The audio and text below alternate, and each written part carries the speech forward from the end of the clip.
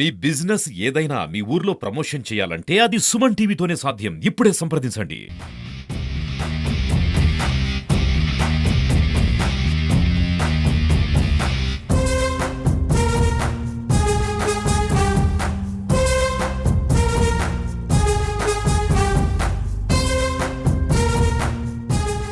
మొట్టమొదట సుమన్ టీవీ వారికి నా ప్రత్యేకమైనటువంటి ధన్యవాదాలు.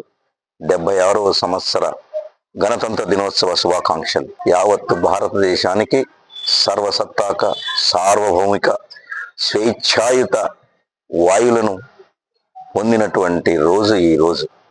ఈ 76వ గణతంత్ర దినోత్సవానికి ఎందరో మహానుభావులు మరెందరో మహాత్ములు ప్రాణాన్నిచ్చి, అలాగే జైళ్ళకి వెళ్ళి ఆ చెరసాలలో అనేక సంవత్సరాలు బందీలుగా ఉండి మనల్ని ఈ బ్రిటిష్ వారి బానిసత్వం నుంచి చట్టపరంగా ఒక రాజ్యాంగపరమైనటువంటి హక్కును కలిగించినటువంటి ఆ మహనీయులకు ఈరోజు మనం అందరం కూడా ఒకసారి స్మరించుకుంటూ, అలాగే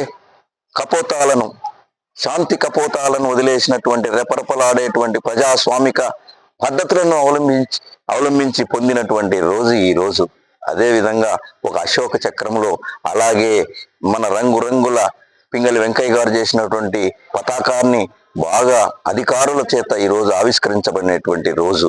ఈ హక్కును ఈ భారతదేశంలో ఉన్న ప్రతి పౌరుడు కూడా స్వేచ్ఛాయుత వాతావరణంలో తనకున్నటువంటి ప్రతి హక్కులను, అధికారాలను ఒక ప్రజాస్వామ్య పద్ధతిలో పొందగలుగుతున్నాడంటే ఇంతకంటే భారతీయులు పొందేటువంటి అదృష్టం మరొకటి ఉందా అని నేను అడుగుతా ఉన్నా.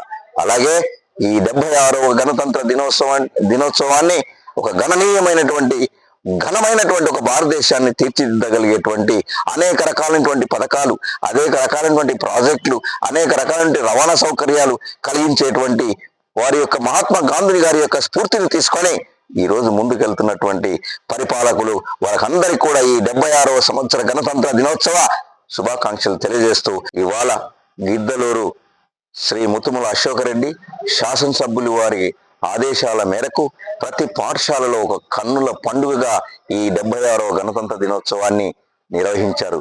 అలాగే మరి ముఖ్యమైనటువంటి విషయం ఏంటంటే, ఇక్కడున్నటువంటి ఒక పాఠశాల నుండి 300 పొడవున్నటువంటి భారతదేశ పతాకాన్ని ప్రదర్శించారు.